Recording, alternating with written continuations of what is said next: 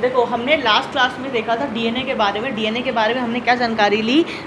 DNA के बारे में हमने जानकारी ली कि डीएनए का फुल फॉर्म जो होता है डीऑक्सी राइबो न्यूक्लिक एसिड होता है, और इसमें जो शुगर होता है वो डीऑक्सी राइबो शुगर होता है। उसमें OH का जो O होता है वो नहीं रहता है, सिर्फ H रहता है। कौन से पोजीशन पर रहता है? सेकंड कार्बन के पोजीशन पे ऐसे लगा होता है, क्योंकि फर्स्ट कार्बन ग्लाइकोसिडिक बॉन्ड बना रहा होता है, थर्ड कार्बन क्या करता है? फॉस्फो एस्टर बॉन्ड बनाता है, और third carbon phosphodiester bond बनाता है, और फिफ्थ कार्बन शायद फॉस्फो एस्टर बॉन्ड बनाता है।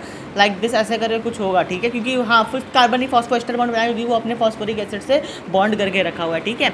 चलो आज हम लोग जहाँ से हम लोग को आज पढ़ना है वो है डीएनए। डीएनए के बारे में हम लोग जानकारी लेंगे, और डीएनए कितना टाइप का होता है इसके बारे में स्टडी करेंगे। मतलब जितना भी डिस्कशन होगा वो डीएनए के रिगार्डिंग होगा, और उसमें आज ही हम लोग पूरा खत्म कर देंगे कि सेमी कंजर्वेटिव मॉडल क्या होता है, ग्रिफिथ एक्सपेरिमेंट क्या होता है, जितना भी चीज़ें सब आज कंप्लीट हो जाएगा, ठीक है, टेंशन नहीं लेना।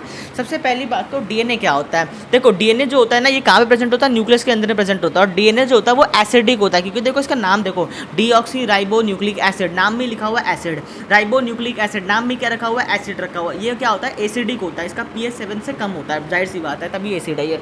तो डीएनए जो है, DNA is discovered by mixture. Mixture एक साइंटिस्ट था जिसने डीएनए को डिस्कवर किया। कहाँ पे डिस्कवर किया ये इंपॉर्टेंट होता है। तो मिक्सचर ने क्या किया? पस सेल्स, ये पस सेल्स क्या होता है? पस सेल्स में डिस्कवर किया था। वैसे पस सेल्स क्या होता है? देखो हमारे ना बॉडी में पस हो जाता है। पस मतलब तुम समझती होगी, जैसे फोड़ा हो गया, फोड़ा के अंदर देखना फिर वाइटिश येलोइश कुछ पस भर जाता है, ठीक है, उसको पस बोलते हैं।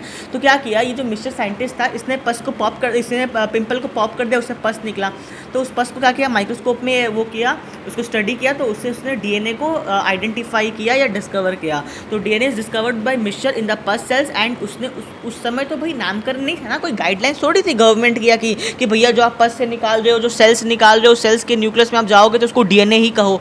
पहले तो यही सबसे ज़्यादा, तो उसने उसका नाम क्या दिया? न्यूक्लिन नाम दिया। उसने उसका नाम क्या दिया था? न्यूक्लिन नाम दिया था। शायद ही आए, लेकिन कोई बात नहीं ये। लेकिन याद रखना है डीएनए का जितना भी हिस्ट्री दिया हुआ है कि डीएनए जो है, डीएनए डिस्कवर्ड बाय मिक्सचर ने डिस्कवर किया था, पस सेल्स में डिस्कवर किया था, और उसका नाम न्यूक्लिन दे दिया था, क्योंकि उसको वो डीएनए को न्यूक्लियस के अंदर में स्टडी किया, न्यूक्लियस के अंदर में डिस्कवर किया था, ठीक है। उसके बाद एक आता है हमारा एल्टमैन। उसके बाद क्या आता है? Altman scientist. ये जो एल्टमैन साइंटिस्ट का नाम है, इसने क्या किया? Altman described the acidic nature. जो मैंने तुमको कुछ देर पहले बोली डीएनए क्या होता है, देखो सब कहानी हमको डीएनए के बारे में ऑलरेडी पता है, हम खाली देख रहे हैं उसका हिस्ट्री कि कौन साइंटिस्ट ने क्या बताया था उस कहानी के बारे में। जैसे एल्टमैन ने क्या किया था? एसिडिक नेचर को डिस्क्राइब किया था। उसके बाद एक और साइंटिस्ट आता है जिसका नाम है जैकारिस, ZACCHARIS, जैकारिस, हरीश है, जैक हैरिस। जैकारिस जो है उन्होंने टर्म दिया डीएनए का, ये क्वेश्चन शायद आ जाए, बट क्योंकि डीएनए है उसलिए मैं बोल रहा हूँ, श्योर नहीं हूँ, शायद आ जाए शायद ना भी आए, बट तुमको ये पता होना चाहिए, क्योंकि ये स्कूल के एग्जाम में बहुत कॉन्फिडेंस देता है, और 12th क्लास के बच्चों को बहुत कॉन्फिडेंस आता था अगर उनको ये सब पता होता है कि डीएनए का जो टर्म है वो किसने दिया था? मिक्सचर ने दिया था। वो एसिडिक है कि नहीं किसने बताया था? एल्टमैन ने बताया था। ये याद नहीं रहने वाला वैसे तुमको, बट ट्राई करना कि इसमें से मैक्स टू मैक्स चीज़ तुमको याद रहे, अच्छा कॉन्फिडेंस आएगा। जैकारिस ने क्या किया था? Gave the term DNA. इतना बात याद नहीं रखने का जरूरत नहीं है। अब जो आता है वो याद रखना है कि साइंटिस्ट का नाम है विल्किंस एंड फ्रैंकलिन। तो ये जो विल्किन और फ्रैंकलिन साइंटिस्ट थी, इन्होंने डीएनए को स्टडी किया, और स्टडी जो किया उन्होंने जिस टेक्निक का इस्तेमाल किया था उसका नाम था एक्सरे क्रिस्टलोग्राफी। तो ये साइंटिस्ट का नाम तो याद होना ही चाहिए, ये पता होना ही चाहिए, नीट में क्वेश्चन आया हुआ है। कौन कौन सा? विल्किंस और फ्रैंकलिन ने एक्सरे क्रिस्टलोग्राफी की हेल्प से क्या किया? डीएनए को स्टडी किया, ठीक है। उसके बाद एक और साइंटिस्ट आते हैं जिसका नाम है Watson and Crick. Watson and Crick ने क्या किया? Double helix model of DNA को बताया। डबल, ये तो बहुत इंपॉर्टेंट है, मतलब ये तो पता ही होना ही चाहिए कि वॉटसन क्रिक तो पता ही होना चाहिए। मतलब सबसे अगर इंपॉर्टेंट तो मेरे को पूछो कि एज ए स्टूडेंट मुझे क्या पता होना चाहिए? वॉटसन क्रिक सबसे पहले। उसके बाद क्या पता होना चाहिए? Wilkins and Franklin. उसके बाकी जो मेरे को पता हो नहीं पता हो, इट नेवर मैटर्स, ठीक है। तो वॉटसन क्रिक साइंटिस्ट का नाम था। वॉटसन क्रिक ने क्या किया? Double helix model of DNA को बताया। किसको बताया? Double helix model of DNA को बताया। वॉटसन क्रिक ने डिस्क्राइब किया कि जो डीएनए होता है वो डबल हेलिक्स होता है, वो सिंगल हेलिक्स नहीं होता। What is this helix? Helix मतलब होता है गोल गोल घूमना, हेलिकल स्पाइरल लाइक घूमना। तो सिर्फ एक स्ट्रैंड नहीं घूमता है, मोर देन वन, 2 स्ट्रैंड होता है ना, तो इसलिए इसका नाम क्या पड़ गया? डबल हेलिक्स पड़ गया। किसने बताया था? वॉटसन एंड क्रिक ने बताया था। ठीक है। तो ये विल्किंस और फ्रैंकलिन क्या करता है, देखो विल्किंस और फ्रैंकलिन जो है इन्होंने डीएनए को स्टडी किया on the basis of x-ray crystallography. कुछ और डीएनए के बारे में बात बताई इन्होंने कि डीएनए में नाइट्रोजनस बेस क्या होता है, शुगर क्या होता है, फॉस्फोरिक एसिड से मिलकर बना होता है, यानी न्यूक्लियोटाइड कुल मिलाकर न्यूक्लियोटाइड से मिलकर बना होता है डीएनए, और डीऑक्सीराइबोस शुगर इसके अंदर में होता है। बट वाटसन एंड क्रिक ने क्या किया, डबल हेलिक्स मॉडल को एक्सप्लेन किया डीएनए को। डीएनए जो होती है दो कॉइल होती है और दोनों के दोनों हेलिकल रन कर रही होती हैं। कौन बताया था, वाटसन क्रिक ने बताया था। और इनका इतना बड़ा कंट्रीब्यूशन है बिकॉज आप डीएनए के बारे में बता रहे हो, डीएनए का कॉम्प्लेक्स अरेंजमेंट के बारे में बता रहे हो, तो इसीलिए इनको इतना बड़ा इन्होंने स्टडी किया, तो इसलिए इनको क्या मिला, नोबेल प्राइज़ मिला। क्या मिला इन लोगों को, नोबेल प्राइज़ मिला। बहुत इंपॉर्टेंट है कि 1962 में विल्किंस, वाटसन एंड क्रिक, इन तीनों को क्या मिला, नोबेल प्राइज़। अब तुम्हारे मन में आएगा क्वेश्चन कि तो भैया तीन को तो मिल गया, अब ये एक फ्रैंकलिन को क्यों नहीं मिला, रोजालिंड फ्रैंकलिन को क्यों नहीं मिला, बाकी तीन को मिल गया। इसको मतलब विल्किन, वाटसन और क्रिक को मिल गया 1962 में, लेकिन फ्रैंकलिन को क्यों नहीं मिला, फ्रैंकलिन को क्यों नहीं मिला नोबेल प्राइज़, इसलिए नहीं मिला क्योंकि वो मर गई थी। मरा हुआ को थोड़ी मिलेगा नोबेल प्राइज़, तो इसीलिए जिंदा थे तो इन तीनों को मिला। उतना देर में रोजालिंड फ्रैंकलिन जो है मर गई थी। फेमिनिज्म का चक्कर नहीं है कि सिर्फ आदमी लोग को दे दिया औरत को नहीं दिया, वैसा कोई बात नहीं है, ठीक है। तो 1953 में देखो वाटसन एंड क्रिक जो साइंटिस्ट थे उन्होंने क्या बताया था, डीएनए का डबल हेलिक्स के बारे में बताया था। मैं इस स्टेटमेंट को 10 बार बोल चुका हूँ, ये इतना इंपॉर्टेंट है। इन्होंने जो डीएनए का डबल हेलिक्स मॉडल बताया था। अब ऐसे थोड़ी है कोई तुक्का मारा आइंस्टीन की तरह गांजा फूक के बैठा और बोल दिया कि डीएनए डबल हेलिक्स मॉडल, ऐसे थोड़ी चलता है। अरे आपको स्टडी करनी पड़ती है प्रॉपर्ली, आपको डीएनए को विजुलाइज करना पड़ता है, आपको 3D मॉडल बनाना पड़ता है ना। तो इसीलिए जो वाटसन क्रिक थे उन्होंने एक स्टडी का इस्तेमाल किया जिसका नाम था एक्सरे क्रिस्टलोग्राफी। लेकिन सबसे पहले एक्सरे क्रिस्टलोग्राफी पे कौन काम किया था, फ्रैंकलिन एंड तुम्हारा विल्किंस ने काम किया था। लेकिन इन्होंने वही स्टडी का हेल्प लिया, विल्किंस और फ्रैंकलिन का जितना भी स्टडी हो सबको पास में बुलाया, सबको बैठाया अपने बगल में, और साथ ही साथ इसने चार्गस रूल का भी हेल्प लिया। मैं चार्गस रूल समझाऊंगा क्या होता है। तो वाटसन एंड क्रिक ने दो मेथड का इस्तेमाल किया, एक चार्गस रूल और दूसरा क्या, एक्सरे क्रिस्टलोग्राफी। इन दोनों मेथड के दम पे ही ये तुम्हारा जो साइंटिस्ट है वाटसन एंड क्रिक, इन्होंने डबल हेलिक्स मॉडल को एक्सप्लेन कर पाया। अगर एक्सरे क्रिस्टलोग्राफी विल्किंस और फ्रैंकलिन बता ही नहीं पाता तो डबल हेलिक्स मॉडल तो सवाल ही नहीं उठता। बिकॉज तो ये किसका इस्तेमाल करता है, एक्सरे क्रिस्टलोग्राफी का। ये क्वेश्चन आता है, एक्सरे क्रिस्टलोग्राफी का और चार्गस रूल का इस्तेमाल करता है। बहुत इंपॉर्टेंट क्वेश्चन है ये, बहुत इंपॉर्टेंट है, ठीक है। आगे बढ़ते हैं। डीएनए का फीचर क्या होता है सबको पता है। ये मैंने मतलब अगर मैं 10 क्लास के बच्चे को भी बोल दूंगा तो शायद वो बता दे, ज़्यादा हो जाएगा, लेकिन चलो कोई बात नहीं। लेकिन 10 क्लास के बच्चे को भी मोटा मोटी पता होता है फीचर्स ऑफ डीएनए क्या होता है। पहली बात, डीएनए जो होता है वो डबल स्टैंडर्ड मॉलिक्यूल होता है। डबल स्टैंडर्ड, इसमें दो स्टैंड होता है और हर एक स्टैंड, देखो ये मेरा एक स्टैंड है, ये मेरा एक स्टैंड है, ठीक है। ये स्टैंड भी हेलिक्स बना रहा होता है और ये स्टैंड भी क्या होगा, हेलिक्स बना रहा होता है, ठीक है। और ये दोनों स्टैंड साथ में रन करते हैं, साथ में हेलिक्स बना रहे होते हैं, ठीक है। समझ में आ गया। तो डीएनए क्या है, डबल स्टैंडर्ड मॉलिक्यूल होता है जिसमें दोनों स्टैंड जो होती हैं वो क्या करती हैं, हेलिक्स का फॉर्मेशन कर रही होती हैं। इंपॉर्टेंट पॉइंट ध्यान में रखने का इसमें ये है कि दोनों स्टैंड जो होती हैं वो कॉम्प्लीमेंट्री होती हैं एक दूसरे की और एंटी पैरेलल होती हैं। ये एंटी पैरेलल क्यों होती है, because of the arrangement of sugar. मैं तुमको बताऊंगा क्यों, अभी के लिए याद रखो, they are antiparallel because of the arrangement of sugar. हाँ, तो देखो ये डीएनए का एक स्टैंड हो गया और ये डीएनए का दूसरा स्टैंड हो गया। ये दोनों स्टैंड जो होती है ना वो एंटी पैरेलल होती हैं। एंटी पैरेलल होती है और क्या होती है, कॉम्प्लीमेंट्री होती हैं। मान लो ये एक वेक्टर है, ठीक है, और ये भी दूसरा एक वेक्टर है। इन दोनों वेक्टर के बीच में एंगल कितना है, इन दोनों वेक्टर के बीच मतलब दो वेक्टर सेम मैग्नीट्यूड के हो भी सकते हैं, नहीं भी हो सकते, लेकिन इनके बीच में अगर 0 डिग्री का एंगल है तो हम उसको क्या बोलेंगे, पैरेलल वेक्टर्स बोलते हैं। वैसे ये पैरेलल वेक्टर का डेफिनेशन होता है, ठीक है, दोनों साथ में। लेकिन इसी वेक्टर जो दूसरा नंबर का वेक्टर है इसको घुमा के यहाँ पे ऐसे कर दो, तो मतलब ऐसा है कि सेकंड नंबर वेक्टर जो है इस तरह का हो जाता है। इसको क्या बोलेंगे, एंटी पैरेलल बोलेंगे। एंटी पैरेलल होता है ऑपोजिट, मतलब एक इधर जा रहा है तो एक इधर जा रहा है, बट इनमें पैरेललिटी तो होता ही है क्योंकि ये एक वेक्टर, देखो ये पैरेलल तो है ही साथ में। पैरेलल मतलब, अब पैरेलल क्यों समझा रहा हूँ यार, मैं भी इतनी बेवकूफ़ थोड़ी हो तुम जो मैं पैरेलल समझा रहा हूँ। तो देखो होता क्या है, ये जो डीएनए का स्ट्रैंड्स होती हैं, ये डीएनए का स्ट्रैंड्स एंटी पैरेलल होता है। अब ये एंटी पैरेलल सर कहाँ से आ गया, पैरेलल क्यों नहीं बोले, आपको कैसे पता ये 180 डिग्री एंगल बना रहा है? क्योंकि मुझे इतना बात पता है, लास्ट क्लास में मैंने तुमको बताया था कि जब मैं बहुत सारे न्यूक्लियोटाइड को अरेंज करता हूँ फ्रॉम टॉप टू बॉटम, सबसे टॉप वाला जो न्यूक्लियोटाइड होता है उसका 5 प्राइम एंड में जो फॉस्फोरिक एसिड होता है वो फ्री होता है, और सबसे बॉटम, सबसे नीचे, बॉटम मतलब नीचे, सबसे नीचे वाला जो न्यूक्लियोटाइड होता है उसका 3 प्राइम एंड कोई दूसरा न्यूक्लियोटाइड के साथ बॉन्ड नहीं बना रहा होता, तो उसका 3' एंड जो होता है वो क्या होता है, फ्री होता है। तो एक स्ट्रैंड का ऊपर में 5' होगा और नीचे में क्या होगा, 3' होगा। ये एक डायरेक्शन होता है फ्रॉम 5' टू 3', फ्रॉम 5' टू 3', ये वेक्टर होता है फ्रॉम 5' टू 3'। तो जब हम दूसरा स्टैंड को देखते हैं तो दूसरा स्टैंड में यहाँ पे नीचे बॉटम साइड में 5' आता है और ऊपर में 3' आता है। समझ में आ रहा है? तो ये इसका वेक्टर ऊपर की तरफ होता है, ठीक है। तो एक वेक्टर नीचे एक वेक्टर ऊपर, तो ये एंटी पैरेलल हो जाता है। अब तुम्हारे मन में डाउट आएगा, सर ये एंटी पैरेलल क्यों हुआ? आप क्यों ऐसा नहीं किए कि आप एक काम कर देते कि ये एक स्ट्रैंड था, ये एक स्ट्रैंड था, ये 5' एंड हो गया, ये 3' एंड हो गया। नॉर्मली क्या होता है, ये स्ट्रक्चर होता है डीएनए का, एक 5', एक 3', एक 5', एक 3', ये मतलब अरेंजमेंट होता है, ठीक है। लेकिन सर अगर आप ऐसे कर देते, इस 3' को काट के अगर आप इधर 5' कर देते और इस 5' को काट के अगर आप यहाँ पे 3', तब क्या दिक्कत होता? तो मेरा तुमको एक ही आंसर है इसके पीछे का। इसका एक ही रीज़न है जो बहुत सटीक है, वो है रीज़न बेस्ड ऑन शुगर।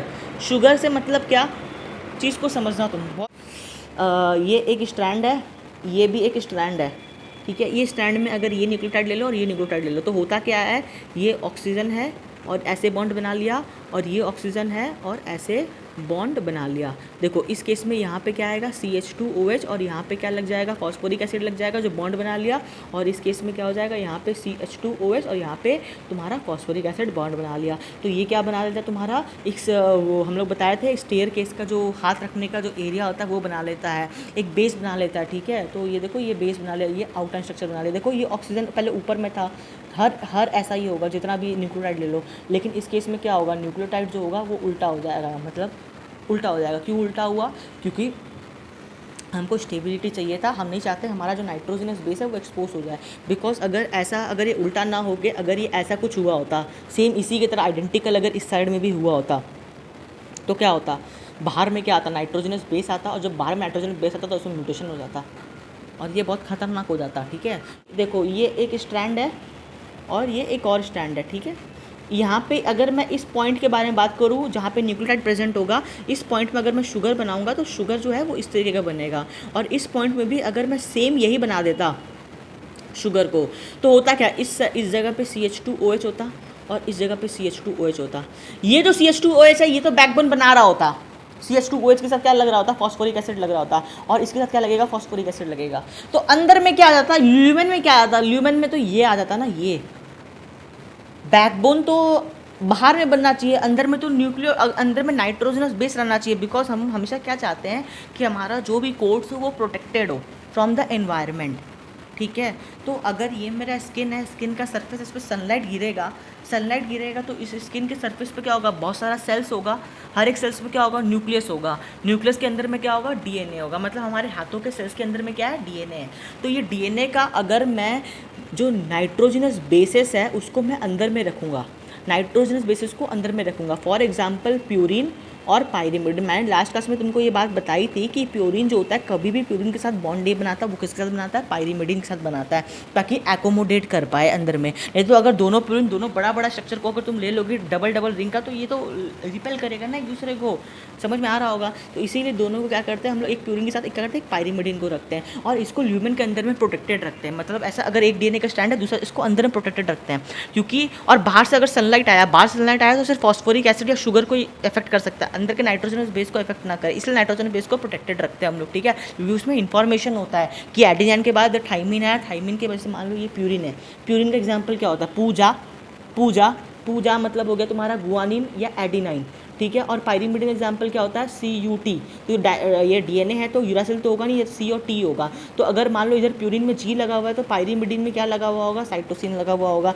अगर यहाँ पे प्यूरिन में अगर एडिनाइन लगा हुआ है तो यहाँ पे क्या लगा हुआ होगा, T लगा हुआ होगा। देखो होता क्या है ना, डीएनए के अंदर में देखो हुआ क्या, सबसे पहला वाला जो न्यूक्लियोटाइड था उसमें क्या आया, G आया, दूसरा वाला न्यूक्लियोटाइड में क्या आया, A आया कि नहीं आया। तो ये जो सीक्वेंस होता है ना कि G के बाद A आएगा और A के बाद सपोज करो यहाँ पे आया C और C के बाद सपोज करो यहाँ पे आया T, तो एक सीक्वेंस होता है। अगर मैं इस सीक्वेंस में चेंज कर दूँ तो ये कोड चेंज हो जाएंगी, ये सीक्वेंस बहुत इंपॉर्टेंट होता है डीएनए का, ठीक है। अलग अलग डीएनए का सेगमेंट के लिए अलग अलग सीक्वेंस होता है, और यही सीक्वेंस जो होता है ये जेनेटिक फैक्टर्स या एंजाइम या प्रोटीन को डिटरमाइन करता है। कैसे करता है हम लोग ट्रांसलेशन में देखेंगे, बट अभी के लिए याद रखना ये सीक्वेंस बहुत इंपॉर्टेंट होता है कि जी के बाद हमेशा ए ही आएगा या ए के बाद हमेशा सी आएगा। ये कोई फिक्स नहीं है कि जी के बाद ए ही आएगा, बट मैं एक स्पेसिफिक एक प्रोटीन के लिए बता रहा हूँ। सपोज करो हम लोग को ये प्रोटीन चाहिए, अगर ये प्रोटीन है यहाँ पे, ठीक है, तो जी के बाद ए आएगा तो ही ये प्रोटीन बनेगा। अगर जी के बाद सी आ जाएगा तो दूसरा प्रोटीन बन जाएगा। समझ में आ रहा है? ये जी है, ये ए की जगह अगर यहाँ पे सी आ जाएगा तो दूसरा प्रोटीन बन जाएगा।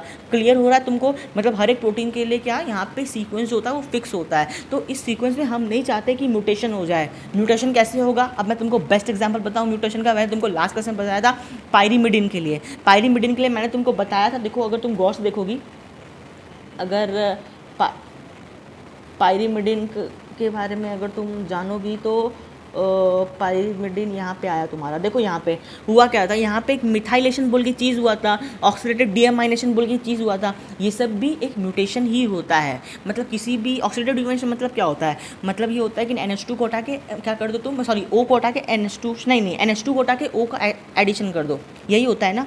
तो हम यही तो करेंगे, ये भी तो एक म्यूटेशन ही है। तो होगा क्या कि सपोज करो कि अगर मैंने इसको सनलाइट से एक्सपोज कर दिया और सनलाइट से मैंने इसको इस तरीके से एक्सपोज किया, अरे कहाँ चला गया,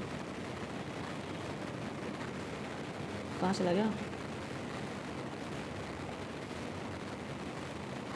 ये क्या, हाँ, तो सनलाइट से मैंने इसको इस तरीके से एक्सपोज किया कि ये तुम्हारा क्या बोलते हैं सी जो है वो किस में कन्वर्ट हो गया, टी में कन्वर्ट, सॉरी CUT, हाँ सी किस में कन्वर्ट हो गया, टी में कन्वर्ट हो गया। क्योंकि इसमें क्या हो गया, मिथाइलेशन हो गया। सबसे पहले ऑक्सीडेटिव डीएमाइनेशन हुआ, फिर मिथाइलेशन हुआ। तो सनलाइट लगने की वजह से साइटोसिन थाइमिन में कन्वर्ट हो गया ना। समझ में आया कि नहीं आया? क्योंकि सनलाइट जब भी लगता है तो हर सेल क्या करता है, कुछ ना कुछ अपने अंदर में चेंजेस लाता है। तो होता है म्यूटेशन की वजह से साइटोसिन, जितना भी पायरीमिडिन है उनका कॉन्फ़िगरेशन चेंज हो सकता है। जब साइटोसिन थाइमिन में कन्वर्ट हो गया तो जी तो पहले सी के साथ बॉन्ड बना रहा था और जी टी के साथ बॉन्ड बनाता नहीं है कभी भी। तो डीएनए का क्या होगा, स्ट्रक्चर में थोड़ा डिफरेंस आने लगेगा। चीज़ समझ में आ रहा है क्या चल रहा है यहाँ पे? क्लियर? ये बहुत डिटेल में बता दिया मैंने, इतना डिटेल में याद रखने का होता नहीं है वैसे, ठीक है। बड़ा बेसिक सा बात है यहाँ पे। अगर समझाऊँ वापस तो जो डीएनए होता है, डीएनए में तुम्हारा जो जो स्ट्रैंड्स होती हैं वो क्या होती है, एंटी पैरेलल होती हैं। एंटी पैरेलल इसलिए होती हैं बिकॉज हम हमेशा ये चाहते हैं कि बाहर में क्या रहे, मेरा फॉस्फोरिक एसिड CH2OH और इधर फॉस्फोरिक एसिड, ये दूसरे से बॉन्ड बना ले और एक बैकबोन बन जाए। तो टू प्रिवेंट दैट क्या होता है, जो हमारा ये चीज़ होता है वो होता है कॉम्प्लीमेंट्री। तो यही लिखा हुआ है यहाँ पे, डीएनए जो होता है वो डबल स्टैंडर्ड मॉलिक्यूल होता है, जिसमें दोनों स्टैंड्स होती हैं वो कॉम्प्लीमेंट्री होती है एक दूसरे की, और एंटी पैरेलल होता है, ठीक है। एंटी पैरेलल और कॉम्प्लीमेंट्री क्यों होता है, because of arrangement of sugar. ये लाइन याद रखना है कि शुगर का अरेंजमेंट ही क्या होता है, उल्टा होता है। जब शुगर का अरेंजमेंट उल्टा होगा तो मेरे को बताओ क्या होगा। शुगर का अरेंजमेंट अगर उल्टा होगा, जैसे मान लो ये एक तुम्हारा, ठीक है, ये एक स्टैंड ले लो और यहाँ पे एक स्टैंड ले लो, तो शुगर का अरेंजमेंट जो होता है वो क्या होता है, उल्टा होता है। ऐसा कुछ होता है। और अंदर में नाइट्रोजनस बेस, अंदर में नाइट्रोजनस बेस, ये नाइट्रोजनस बेस के बीच में बॉन्डिंग होता है और इसको क्या बोल देते हैं, नाइट्रोजनस बेस पेयर बोल देते हैं। तो अब इसमें मैं ना तुमको ये बता रहा हूँ, मुझे बताओ इधर का क्या फ्री होगा, इधर का 3' एंड फ्री होगा और ऊपर वाले का क्या फ्री होगा, 5' एंड फ्री होगा। तो 5' to 3' एक वेक्टर बन जाएगा। और यहाँ पे क्या होगा मुझे बताओ, इस वाले ऑक्सीजन का तुम्हारा ये जो जहाँ पे CH2OH लगा हुआ ये फ्री होगा, जिसको हम लोग क्या बोलते हैं, 5' बोलते हैं, और इस पोजीशन का क्या फ्री होगा, 3' फ्री होगा। तो ये एक वेक्टर बन जाता है। क्या क्लियर हुआ ये चीज़? तो जो दोनों स्ट्रैंड्स होती हैं वो कॉम्प्लीमेंट्री होती हैं एक दूसरे की। कॉम्प्लीमेंट्री एक दूसरे का मतलब ये होता है कि यहाँ पे अगर तुम्हारा कॉम्प्लीमेंट्री है और तुम्हारा क्या बोलते हैं एंटी पैरेलल क्यों होता है, because of the arrangement of sugars. Sugar का अरेंजमेंट के लिए ही वो लोग क्या हो जाते हैं, कॉम्प्लीमेंट्री हो जाती हैं या ऑपोजिट हो जाती हैं एक दूसरे के लिए, ठीक है।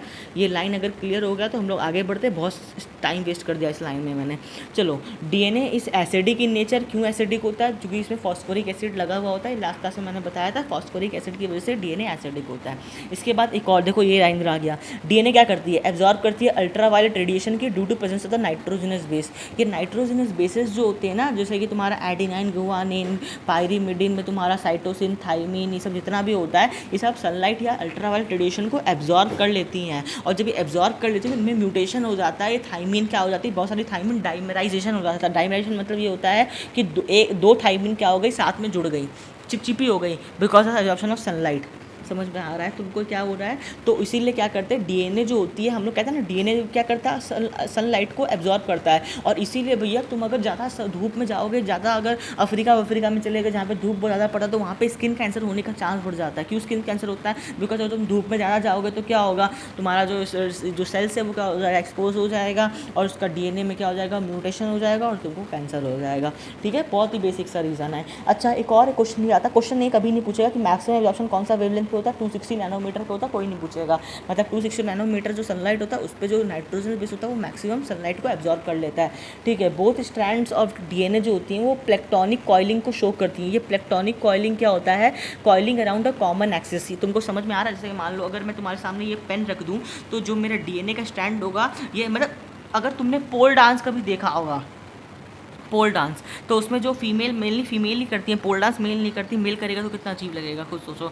तो फीमेल अगर सपोज करो पोल डांस करिए, एक ही पोल के अराउंड में घूमे जा रही है, तो वो प्लेक्टोनिक कॉइलिंग होता है। मतलब एक ही कॉमन एक्सिस के अराउंड डीएनए भी घूमता है, डीएनए का दोनों स्ट्रैंड जो होता है वो एक ही कॉमन एक्सिस के अराउंड घूमता रहता है और डबल हेलिकल स्ट्रक्चर का फॉर्मेशन कर लेता है। एक कॉमन एक्सिस होता है। ठीक है, तुम्हारे घर में अगर स्प्रिंग होगा तो स्प्रिंग जो होगा ना वो सिंगल स्टैंडर्ड होगा, दो स्प्रिंग को साथ में लेके तुमको एक साथ घुमाना पड़ेगा, तो वो डबल स्टैंडर्ड होगा, उसके सेंटर से के एक्सिस पास करेगा, उसको कॉमन एक्सिस बोलते हैं। ठीक है, जैसे कि अगर तुमने घर में जिलेबी देखा होगा, जिलेबी बड़ा बेस्ट एग्जांपल होता है, घर में खाई होगी अगर शौक होगा तो। अगर मैं तुम्हारे सामने जिलेबी बना दूँ तो जिलेबी कैसी होती है, जिलेबी होती है ऐसी गोल सी। ठीक है, एक सेकंड रुको, जलेबी होती है ऐसी। लेकिन एक जलेबी के साथ दिक्कत ये है ना, जलेबी जो होती है वो 2D स्ट्रक्चर होती है। 2D स्ट्रक्चर ये मतलब ये होती है कि ये जलेबी ऐसी होती है। ठीक है, देखो अब अगर मैं जलेबी को तुमको दिखाऊं तो सपोज करो ये जलेबी का ये इनसाइड हो गया, ये आउटसाइड हो गया, दो स्टैंड हुआ कि नहीं हुआ, मतलब थिकनेस होता तो दो स्टैंड मान लो, तो जलेबी का दो स्टैंड, दोनों स्टैंड क्या हो रही है, अराउंड अ कॉमन एक्सिस। ये कॉमन एक्सिस है जो perpendicular to the plane pass कर रहा है, ये plane perpendicular to the plane pass कर रहा है और इसी के अराउंड जलेबी गोल गोल घूम रही है। लेकिन अगर एक पर, अरे यार तुमने ये छोड़ हटाओ, दीपावली पे हम लोग क्या करते थे ना बचपन में ना, एक कॉक कंपनी का ना चक्री आता था, वो चक्री के बीच में हम लोग क्या करते थे, फुलझड़ी को घुसा देते थे। ठीक है, और वो चक्री सीटी वाला होता था, उसमें से सीटी निकलता था, मतलब आवाज़ निकलता था उस चक्री में से। ठीक है, कभी कभार फट भी जाता था वैसे, तो हम लोग क्या करते थे, फुलझड़ी में यहाँ पे ना इसके निप पे हम लोग क्या करते थे, हम लोग चक्री को लगाते थे और ऐसे जलाते थे और वो चक्री गोल गोल गोल गोल घूमता था। तो ये जो कॉमन एक्सिस हो गया और इसके अराउंड क्या होता है, ये घूमता होता है। लेकिन ये जो चक्री है ये सिर्फ इधर ही घूम रही होती है। ठीक है, लेकिन जो डीएनए होता है ये सिर्फ इधर नहीं घूम रहा होता है, ये पूरा ऐसे घूम रहा होता है, मतलब पूरा ऐसे जा रहा होता है। समझ में आ रहा है ये चीज़? तो ये प्लेक्टोनिक कॉइलिंग होता है। ठीक है, एक और चीज़ है, confirmation of single standard DNA या आरएनए। देखो सिंगल स्टैंडर्ड डीएनए है या आरएनए है, अगर तुमको उसका कन्फर्मेशन चाहिए, या डबल स्टैंडर्ड डीएनए या आरएनए अगर उसका तुमको कन्फर्मेशन चाहिए कि डबल स्टैंडर्ड है कि सिंगल स्टैंडर्ड, बड़ा ही बेसिक्स है। मुझे बताओ, अगर डीएनए डबल स्टैंडर्ड है तो उसमें नाइट्रोजनस बेस ज़्यादा होगा in comparison to the single standard DNA, और अगर उसमें नाइट्रोजनस बेस ज़्यादा होगा तो ज़्यादा एब्जॉर्ब करेगा कि नहीं करेगा। अगर सनलाइट देखो, ये मैंने क्या किया, एक ग्राफ ड्रॉ किया, ग्राफ में जो एक्स एक्सिस पे 240 नैनोमीटर, 260 नैनोमीटर, 280 नैनोमीटर लगा दिया। हमने देखा 260 नैनोमीटर पे जो डबल स्टैंडर्ड डीएनए है, देखो उसमें एब्जॉर्प्शन स्पेक्ट्रम तुम देखोगे अगर गौर से, तुमको एब्जॉर्प्शन स्पेक्ट्रम कुछ मिलेगा। और सिंगल स्टैंडर्ड डीएनए में देखो, सिंगल स्टैंडर्ड डीएनए में ज़्यादा मिला। सिंगल स्टैंडर्ड डीएनए तुम्हारे हिसाब से क्या मिलना चाहिए, डबल स्टैंडर्ड में मिलना चाहिए, क्योंकि उसमें क्या है, नाइट्रोजन बेस ज़्यादा है, बट मिलता किसमें, सिंगल स्टैंडर्ड में मिलता है। क्यों? क्योंकि सिंगल स्टैंडर्ड में तो एक्सपोज रहता है नाइट्रोजनस बेस, तो एक्सपोज रहता है, उसी की वजह से जो मैक्सिमम एब्जॉर्प्शन होता है वो किसमें होता है, सिंगल स्टैंडर्ड डीएनए या सिंगल स्टैंडर्ड आरएनए में होता है। ठीक है, तो अगर सपोज करो सिंगल स्टैंडर्ड, अगर तुम एक बेसिक फंडा मान लो, क्योंकि तुमको अभी डबल स्टैंडर्ड आरएनए के बारे में पता नहीं, तुम्हारा जो कॉमन सेंस है, तुम्हारा जो बेसिक नॉलेज तुमको ये कहता है कि सर आरएनए सिंगल स्टैंडर्ड होता है और डीएनए डबल स्टैंडर्ड होता है, बट ऐसा नहीं है। डीएनए जो होता है वो डबल स्टैंडर्ड की जगह सिंगल स्टैंडर्ड भी हो सकता है, और आरएनए सिंगल स्टैंडर्ड की जगह डबल स्टैंडर्ड भी हो सकता है। बट एक कॉमन, अगर हम एक कॉमन टर्मिनोलॉजी लें, कॉमन टर्मिनोलॉजी में जो डीएनए होता है नॉर्मल जनरली हम लोग को डबल स्टैंडर्ड देखने को मिलता है और आरएनए सिंगल स्टैंडर्ड देखने को मिलता है। तो मुझे बताओ, अगर एक सेल के अंदर में तुमको डीएनए और आरएनए डोज नहीं दिया, उसको अलग करना है तुमको, डीएनए और आरएनए को न्यूक्लियस के अंदर में, तुम कैसे अलग करोगी? तुम क्या करोगे, जो सनलाइट डालोगी, सनलाइट डालने से, क्योंकि आरएनए में सिंगल स्टैंडर्ड है, उसमें जो न्यूक्लियोटाइड होती है वो क्या होती है, एक्सपोज होती है, तो ज़्यादा एब्जॉर्प्शन स्पेक्ट्रम शो करेंगी, और जो डीएनए होगा वो कम एब्जॉर्प्शन स्पेक्ट्रम शो करेगा। समझ में आ रहा है? फिर इसके बाद हम लोग बात करते हैं ये स्ट्रक्चर, देखो गौर से, ये डीएनए का स्ट्रक्चर है, वापस वही है, बहुत मेहनत कर रहा हूँ मैं स्ट्रक्चर को बार बार समझाने में, क्योंकि मॉलिक्यूलर में देखी जाए ना तो कुछ नहीं है, ये बेसिक्स ही है मॉलिक्यूलर। अगर ये क्लियर हो गया तो मॉलिक्यूलर तो बच्चे का गेम है मॉलिक्यूलर। ठीक है, देखो मॉलिक्यूलर में क्या होता है, ये शुगर ले लिया, देखो इसका जो है ना ये टिप दिख रहा है, ये टिप, टिप मतलब ये समझ लो पंडित का चोटी है ये, ठीक है, इसको ऑक्सीजन बोल रहे हैं, पंडित लोग का चोटी होता है यहाँ पे पीछे में, तो ये वही है।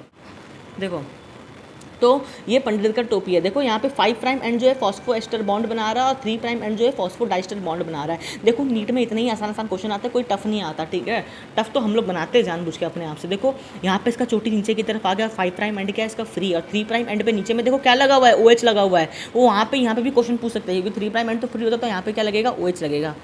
समझ में आ रहा है, ये चीज़ क्लियर हो रही है। ये चीज़ इधर 3 प्राइम एंड पे क्या है, OH है, तो सिर्फ OH को देख के तुम बता सकते हो 3 प्राइम है कि 5 प्राइम है। जहाँ पे OH होगा वो क्या होगा, 3 प्राइम होगा कि 5 प्राइम होगा, 3 प्राइम होगा, क्योंकि 5 प्राइम एंड पे तो क्या लगा हुआ होगा, फॉस्फोरस लगा हुआ होगा। 5 प्राइम एंड पे क्या लगा हुआ होगा, फॉस्फोरस लगा हुआ होगा। क्लियर है। अब चलो मैं तुमको क्वेश्चन देता हूँ, मुझे बताना ये कौन सा स्ट्रैंड है, ठीक है। ये बेसिक क्वेश्चन आता है, ये दे दिया, यहाँ पे मैंने OH लिखा, यहाँ पे OH लिखा, पहला ऑप्शन, दूसरा ऑप्शन, यहाँ पे OH लिखा, यहाँ पे OH लिखा, तीसरा ऑप्शन, यहाँ पे P लिखा, यहाँ पे P लिखा, चौथा option none of the above. मुझे ये बताओ इसमें से कौन सा करेक्ट रिप्रेजेंटेशन है डबल स्टैंडर्ड DNA का, 1 2 3 4 में से correct representation of double standard DNA। ये 4 ऑप्शन है, रुको ये बक्साएँ बंद कर देता हूँ ताकि क्लियर हो जाए। ये 4 ऑप्शन है, बताओ। और out of the 4 options correct depiction DNA double standard DNA का क्या है, ऑप्शन 1 है, ठीक है। ऐसे चिल्लम टाइप के क्वेश्चन देते हैं वो सब। चलो अब हम लोग बात करते हैं चारगफ्स रूल्स के बारे में। ये चारगफ रूल क्या होता है, बहुत इंपॉर्टेंट है चारगफ रूल। ये ऐसे बेसिक है, कुछ नहीं है इसमें, मतलब बड़ा ही पानी की तरह आसान है। ये तुम्हारे एग्जाम में भी क्वेश्चन आएगा, शायद आया भी होगा, व्हाट इज चारगफ्स रूल। चलो उसी को हम लोग डिकोड करते हैं। पहली बात, चारगफ्स रूल जो होता है, चारगफ ने दिया था, किसके लिए दिया था, डबल स्टैंडर्ड DNA के लिए दिया था। किसके लिए दिया था, डबल स्टैंडर्ड DNA के लिए। ये बेसिक सा चारगफ्स रूल जो होता है ना, ये क्या बोलता है, जितना प्यूरिन होता है उतना ही पायरीमिडीन होता है। देखो कितना कॉमन सेंस है, क्योंकि पायरीमिडीन ही तो प्यूरिन के साथ बॉन्ड करेगा, या प्यूरिन ही तो पायरीमिडीन के साथ बॉन्ड करेगा, तो जितना प्यूरिन होगा उतना ही ना पायरीमिडीन होगा। बताओ, इसको फालतू में रिकॉग्निशन मिल गया, और इसी का इस्तेमाल करके वो वाटसन क्रिक क्या किया, डबल स्टैंडर्ड DNA हेलिक्स का मॉडल का वो फॉर्मेशन कर दिया। चलो दूसरा चीज़ देखो, प्यूरिन का जितना नंबर होता है उतना ही क्या होगा, पायरीमिडीन होगा। तो अगर मैं एक DNA का स्ट्रैंड ले लूँ, उसमें जितना एडिनाइन और गुआनिन है उतना ही तो T+C होगा, क्योंकि जितना टोटल प्यूरिन है उतना ही तो टोटल पायरीमिडीन होगा। जैसे कि फॉर एग्जांपल अगर मैं तुमको बोलूँ कि खुशी एक काम करो, मैं तुमको एक डबल स्टैंडर्ड DNA देता हूँ, उसमें मैं क्या कर रहा हूँ, 50 प्यूरिन्स को डाल रहा हूँ, तो तुम्हारा झट से आंसर आना चाहिए, तुम्हारे मन में आना चाहिए कि सर आप 50 प्यूरिन दे रहे हो, इसका मतलब पक्का इसमें 50 पायरीमिडीन भी होगा, क्योंकि हर एक प्यूरिन हर एक पायरीमिडीन के साथ बॉन्ड करता है। तो सर आप प्यूरिन में एडिनाइन दे दो, गुआनिन दे दो, I don't give a dam, मुझे इतना पता है कि आप जितना प्यूरिन दोगे उतना ही मुझे पायरीमिडीन करना है। तो टोटल मैं देखूंगी कि टोटल आपने 50 दिया है तो मैं 50 करूंगी। और तुमने कुछ क्वेश्चन गलती भी की है, लास्ट में मैं तुमको बताऊंगा अभी इस सेशन खत्म होने के बाद। जो तुमने एलिल्स में जो गलतियाँ की है ना एग्जाम में, जो अभी एग्जाम देके आई थी उसमें तुमने गलती की है, ठीक है, मैं तुमको बताऊँगा, देखना। तो adenine plus guanine whole divided by T+C कर दूंगा तो क्या वैल्यू हो जाएगा, इक्वल टू 1 हो जाएगा। मतलब इसको डिवाइड कर दिया इससे, ठीक है, इससे डिवाइड करें तो इक्वल टू 1 हो जाएगा। और मुझे एक बात बताओ, जितना एडिनाइन होगा क्या उतना ही थाइमिन होगा, क्योंकि number of purine number of pyrimidine, तो इंडिविजुअल के लिए भी तो एप्लीकेबल है, क्योंकि एडिनाइन हमसे थाइमिन के साथ बॉन्ड करता है, 2 डबल बॉन्ड बनाता है, कितना बॉन्ड, 2, और गुआनिन साइटोसिन के साथ करता है और 3 ट्रिपल बॉन्ड बनाता है, 1 ट्रिपल बॉन्ड बनाता है या 3 बॉन्ड बनाता है, ठीक है, गुआनिन साइटोसिन के साथ। तो जितना गुआनिन होगा तो साइटोसिन होगा, जितना एडिनाइन होगा थाइमिन होगा। ये 5 पॉइंट तुमको चारगफ्स रूल्स के लिए मतलब याद करना ही है। चारगफ्स रूल किसके लिए दिया गया था, it is given for the double standard DNA, ठीक है। देखो अब एक और चीज़ है, ये एग्जाम में क्वेश्चन बड़ा घुमा के आएगा। चारगफ्स रूल क्या डबल स्टैंडर्ड DNA के लिए दिया था कि RNA के लिए दिया था, it is given for double standard DNA, ठीक है, ये बाकी किसी के लिए नहीं दिया गया था। लेकिन क्या ये एप्लीकेबल है, हाँ ये एप्लीकेबल है RNA के लिए भी, ये बहुत इंपॉर्टेंट है, इधर गलती नहीं करना है। चारगफ्स रूल सिर्फ DNA के लिए एप्लीकेबल नहीं होता, ये RNA के लिए भी एप्लीकेबल होता है। फॉर एग्जांपल अगर मैं तुमको बताऊं, देखो एडिनाइन प्लस गुआनिन है, होल डिवाइडेड बाई T+C, इसका मतलब इक्वल टू 1 आ गया, इसका मतलब वो डबल स्टैंडर्ड DNA हो जाएगा। क्योंकि सिंगल स्टैंडर्ड DNA के लिए तो number of purine equal to number of pyrimidine नहीं हो सकता, क्योंकि सिंगल स्टैंडर्ड है ना, तो इसका बॉन्डिंग के लिए जो जिससे कॉम्प्लीमेंट्री इसका बॉन्ड करेगा वही नहीं अवेलेबल है। तो कितना ही प्यूरिन रखो, कितना ही पायरीमिडीन रखो, कोई फर्क नहीं पड़ता। समझ में आ रहा है तुमको, number of purine is not equal to number of pyrimidine for single standard, ठीक है, बहुत इंपॉर्टेंट है। तो adenine plus guanine whole divided by T+C not equal to 1 होगा, तो वो क्या हो जाएगा, सिंगल स्टैंडर्ड DNA हो जाएगा। ये DNA के लिए, क्योंकि नीचे में क्या है, थाइमिन दिया हुआ है, यूरासिल नहीं है, ठीक है। लेकिन अगर मैं वही adenine plus guanine divided by U plus C का वैल्यू 1 कर दूँ तो यू से समझ में आ रहा है किसके लिए है, ये आरएनए के लिए है। ठीक है, ये आरएनए के लिए है, और क्योंकि इक्वल टू 1 है तो ये क्या हो जाएगा, डबल स्टैंडर्ड आरएनए हो जाएगा। और नॉट इक्वल टू 1 है, इसका मतलब ये क्या, सिंगल स्टैंडर्ड आरएनए। बोलो क्लियर हो रहा है कि नहीं हो रहा है, जिसको डाउट है कि नहीं इसमें। तो ये लेकिन डबल स्टैंडर्ड के लिए, सिंगल स्टैंडर्ड में एप्लीकेबल नहीं होता, क्योंकि सिंगल स्टैंडर्ड में नंबर ऑफ पिरामिड नहीं होता। तो डबल स्टैंडर्ड डीएनए और आरएनए सबके लिए एप्लीकेबल होता है, या आरएनए डीएनए के लिए एप्लीकेबल होता है। ठीक है, समझ में आ गया। देखो क्वेश्चन लिखो, in case of double standard DNA case है, एडिनाइन 15% है, तुमको कैलकुलेट करना है कितना परसेंट होगा साइटोसिन का, ये क्वेश्चन है। एडिनाइन 15% दिया हुआ, साइटोसिन कैलकुलेट करना, फटाफट आंसर बताओ। तुमको बोलेगा एडिनाइन कितना, 15%, तुम ठीक से दिमाग में एडिनाइन 15%, तो थाइमिन में तो 15% होगा, तो 15 कुल मिलाकर 30% तो हो ही गया। तो 100 में 30% चला गया तो बचा कितना, 70%।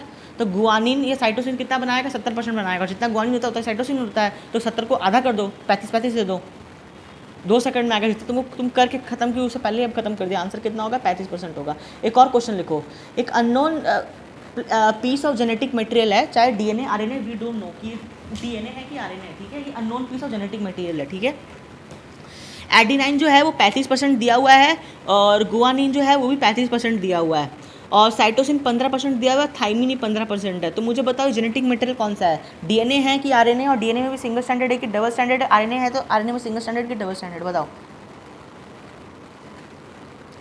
4 ऑप्शन है, देखो इधर लिख रहा हूँ ऑप्शन, डबल स्टैंडर्ड डीएनए, दूसरा ऑप्शन सिंगल स्टैंडर्ड डीएनए, तीसरा ऑप्शन सिंगल स्टैंडर्ड आरएनए, चौथा ऑप्शन डबल स्टैंडर्ड आरएनए, बताओ।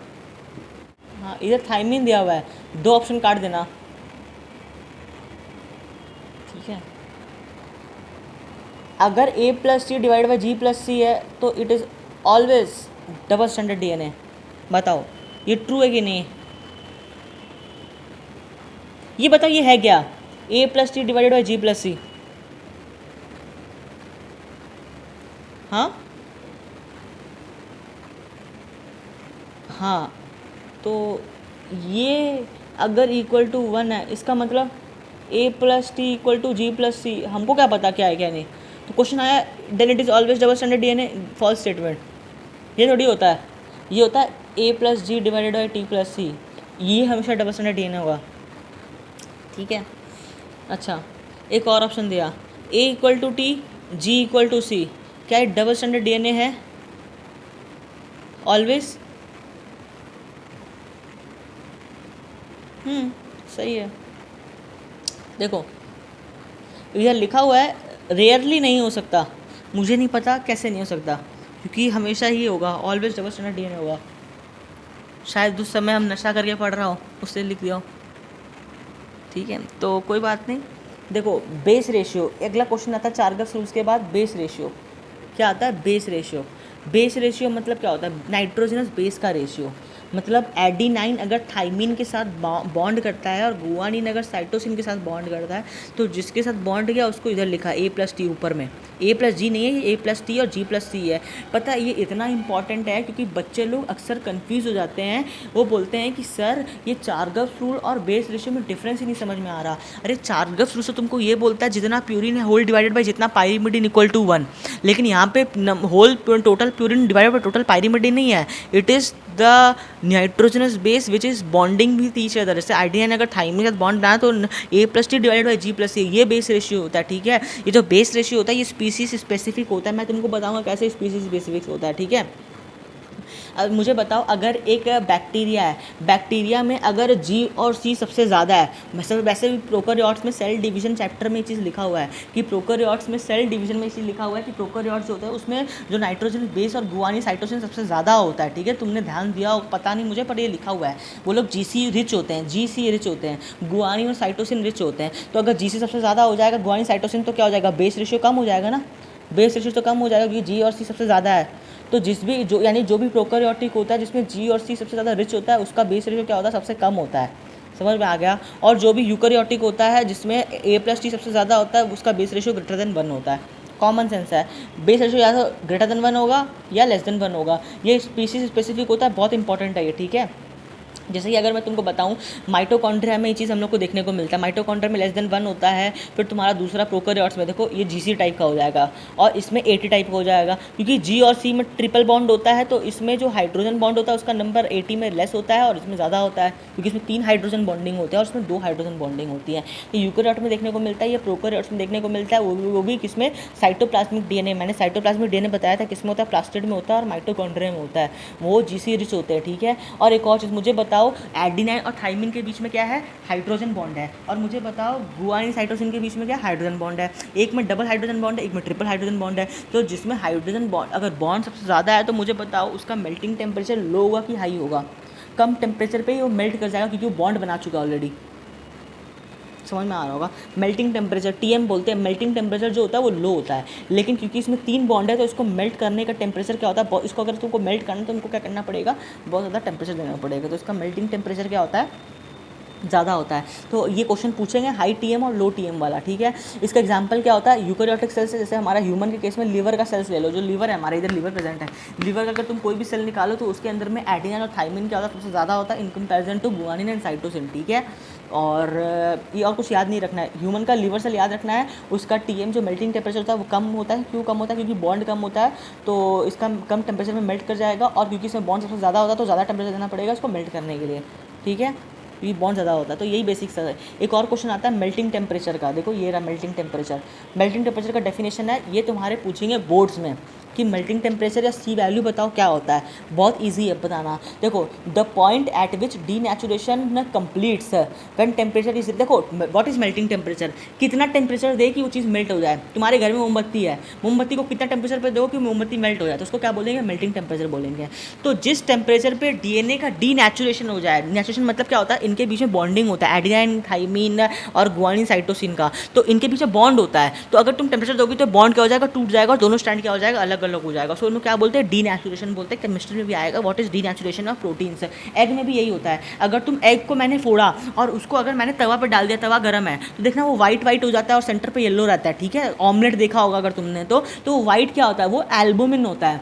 वो एल्बुमिन जो होता है वो क्या होता है, टेम्परेचर के मिलते ही कोआगुलेट कर जाता है, ठीक है।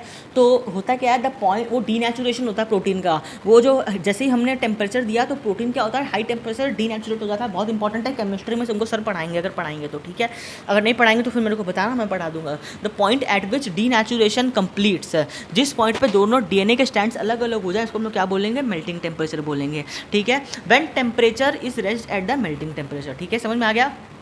लेकिन इसमें एक और क्वेश्चन है, the point at denaturation complete when temperature is melting temperature denaturation जो होता है वो कंप्लीट हो जाता है, बोथ स्टैंड्स गेट सेपरेटेड। इसमें 3 ऑप्शन आएंगे, पता है। नीट वाले इतने हरामी होते हैं, उनके पास कोई काम धाम होता नहीं है। नीट वाले क्या बोलते हैं पता है, मेल्टिंग टेम्परेचर पे डीएनए का स्टैंड्स पार्शियली अलग होता है, कंप्लीटली अलग होता है कि स्टार्ट्स टू सेपरेटिंग। हमारा आंसर क्या जाएगा, कंप्लीटली सेपरेट हो जाता है मेल्टिंग टेम्परेचर पे, ठीक है, याद रखना। व्हेन, इधर क्वेश्चन कंफ्यूज नहीं होना, when temperature is lowered again, अगर टेम्परेचर को बढ़ाया तो डीनेचुरेट हो गया, टेम्परेचर को कम करेंगे तो वापस बॉन्ड बना लेगा, रीनेचुरेशन हो जाएगा। ये डीएनए का प्रॉपर्टी होता है। ज़्यादा टेम्परेचर दे देंगे दोनों स्टैंड अलग अलग हो जाएगा, और उसके बाद टेम्परेचर को घटा देंगे तो वापस दोनों स्टैंड क्या हो जाएगा, पास पास आ जाएगा, उसको रीनेचुरेशन बोलते हैं, ठीक है। अच्छा मुझे बताओ, मैंने तुमको एक डेफिनेशन बताया था कि हैप्लॉइड सेल, ये बहुत इंपॉर्टेंट है वैसे, पता है, ये लाइन तुमको मेजर में पूछेगा एलएन में, और ऐसे तुमको माइनर में भी पूछेगा, शायद इस बार आ भी जाए। तो हैप्लॉइड सेल में कितना टोटल जीन होता है उसको क्या बोलते हैं, जीनोम बोलते हैं। मतलब क्या कि अगर मैं स्पर्म ले लूँ, ओवम ले लूँ, तो उस सेल के अंदर में क्या होगा, 23 क्रोमोसोम होगा, और हर एक क्रोमोसोम पे क्या होगा, कुछ सेट ऑफ जीन्स होगा, ठीक है, होगा कि नहीं होगा। तो टोटल कितना जीन होता है उसको हम लोग क्या बोलते हैं, जीनोम बोलते हैं। लेकिन मुझे बताओ पॉपुलेशन के लिए क्या टर्म आया था, एक जीन पूल, जीन पूल था। तो जितना जीन होता है उसको जीनोम बोलते हैं, और टोटल कितना डीएनए है तो उसको हम लोग क्या बोलते हैं, सी वैल्यू बोलते हैं। सी वैल्यू एक ही चीज़ है, देखो व्हाट इज़ डीएनए, मैंने तुमको समझाया, ये धागा है ना, ये डीएनए है, ये देखो धागा है, ये डीएनए, इसको कंडेंस कर दोगे तो क्या बन जाएगा, तुम्हारा बन जाएगा क्रोमोसोम बन जाएगा, क्रोमैटिन बन जाएगा, बेसिक सब। तो होता क्या है, अगर मैं तुम्हारे सामने डीएनए रखूँ तो डीएनए में क्या होता है, बहुत सारा नाइट्रोजनस बेस होता है, 10,000 नाइट्रोजनस बेस, कहीं कहीं 5,000 नाइट्रोजनस बेस होगा, कहीं पे 2,000 नाइट्रोजनस बेस एक साथ होगा। तो जो नाइट्रोजनस बेस का जो सेट होता है ना, इसको हम लोग बोलते हैं जीन। क्या बोलते हैं, जीन बोलते हैं, समझ में आ गया। तो इसीलिए हम लोग बोलते हैं ना कि जीन्स जो होता है वो कोड करता है अलग अलग प्रोटीन को, इसका मतलब क्या हुआ कि सर इसका मतलब ये है कि ये जो जीन्स है ये नाइट्रोजनस बेस पेयर का ही तो क्यूमुलेशन है। The accumulation of nitrogenous base pair एक सेट ऑफ हो सकता है कि सपोज करो एक फलाना जीन है जिसका नाम ले लो एक्स, उस एक्स जीन के लिए क्या चाहिए तुमको 10,000 नाइट्रोजनस बेस पेयर का झुंड चाहिए। एक फलाना जीन है जिसका नाम है वाई जीन, उसके लिए कितना चाहिए 20,000 डीएनए का नाइट्रोजनस बेस चाहिए। समझ में आ रहा है जीन क्या होता है, व्हाट इज जीन? ये नाइट्रोजनस बेस पेयर का एक्यूमुलेशन को जीन बोलते हैं। तो टोटल जितना डीएनए प्रेजेंट होगा उसको हम लोग क्या बोलेंगे, एक इंडिविजुअल में सी वैल्यू बोलेंगे। क्या बोलेंगे? सी वैल्यू। और टोटल कितना जीन्स प्रेजेंट है क्या बोलेंगे, इसको जीनोम बोलेंगे।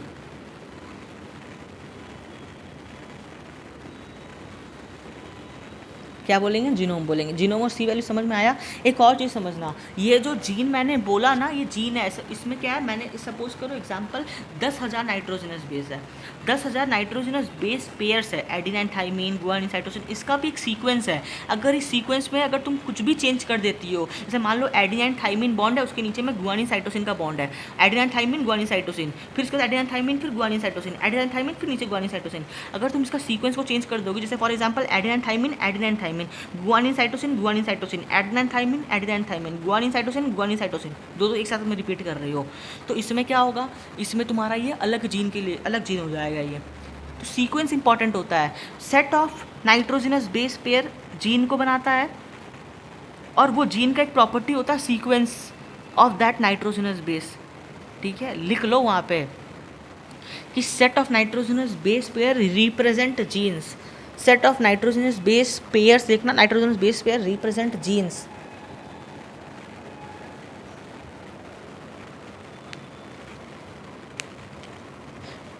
और लिखना set of nitrogenous bases equal to codon, equal to codon. मैं बताऊंगा, अभी इधर के लिए सोच इधर छोड़ के रखता हूँ। Set of nitrogenous bases equal to codon and set of nitrogenous base pair equal to jeans.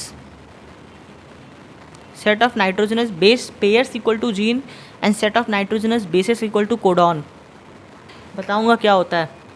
वैसे इतना डीप, इतना स्पेसिफिक डेफिनेशन आता नहीं है, बट अपने अंडरस्टैंडिंग के लिए पता होना चाहिए कोडॉन क्या होता है और जीन क्या होता है। तो नाइट्रोजनस बेस पेयर मतलब क्या, एडिनिन के साथ थाइमिन बॉन्ड किया हुआ है, गुआनिन के साथ साइटोसिन बॉन्ड किया हुआ है, तो इसको क्या बोलेंगे, जीन पेयर बोलेंगे। और बहुत सारा सेट क्या रिप्रेजेंट करता है, जीन को रिप्रेजेंट करता है। और वहाँ पे लिखना कॉमा देके कि and that set of nitrogenous base pair have a specific sequence and that nitrogenous base pair in a gene has a specific sequence। फिर फुल स्टॉप दे के लिखना, changing the sequence of nitrogenous base pairs, changing the sequence of nitrogenous base pair will result in the formation of a new gene, will result in the formation of new gene, will result in the formation of new gene। ठीक है, अरे समझ में आ गया है चीज़। तो अब देखो, मैं तुम्हारे सामने एक आरएनए लेता हूँ, आरएनए ले लिया, तो आरएनए में भी जो नाइट्रोजनस बेस पेयर तो होगा नहीं, क्योंकि नाइट्रोजनस बेसेस ही होगा, पेयर के लिए दो स्टैंड चाहिए ना हम लोग को, और आरएनए में सिंगल स्टैंडर्ड ले रहा हूँ। तो इसमें क्या होगा, इसको हम लोग क्या बोलते हैं, जैसे mRNA, tRNA, rRNA, मैं तुमको आने वाले टाइम में भी बताऊंगा ये होता क्या है। तो इनके अंदर में ना हम लोग जीन इस्तेमाल कर सकते हैं, बट स्पेसिफिकली क्या बोलना चाहिए, कोडॉन बोलना चाहिए। क्या बोलना चाहिए, कोडॉन बोलना चाहिए। समझ में आ रहा है, व्हाट इज कोडॉन? पक्का?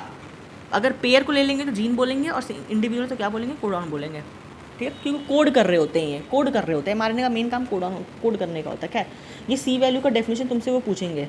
अच्छा, आगे देखो, ये बहुत ही इजी है, हम लोग चैप्टर मॉलिक्यूल का वैसे भी बेसिक्स पढ़ रहे हैं। ये देखो, ये एक शुगर है, ये फॉस्फोरिक है, और बीच में ग्लूबिन में क्या है, बेस है, यहाँ पे भी बेस है, ये शुगर है और ये फॉस्फोरिक एसिड है। ठीक है, अब गौर से देखना, डायमीटर ऑफ डीएनए जो होता है, it remain constant throughout the length because purine of one strand are complementary to the pyrimidine of another strand. ये मैंने बताया हुआ है, क्योंकि प्यूरिन और पायरिमिडिन, एक प्यूरिन के साथ एक पायरिमिडिन बॉन्ड किया हुआ होता है, एक प्यूरिन के साथ एक पायरिमिडिन, ये एक स्टैंड है, ये एक स्टैंड है, इसका प्यूरिन इसका पायरिमिडिन के साथ बॉन्ड किया हुआ है, या इसका पायरिमिडिन इसका प्यूरिन के साथ बॉन्ड किया हुआ है।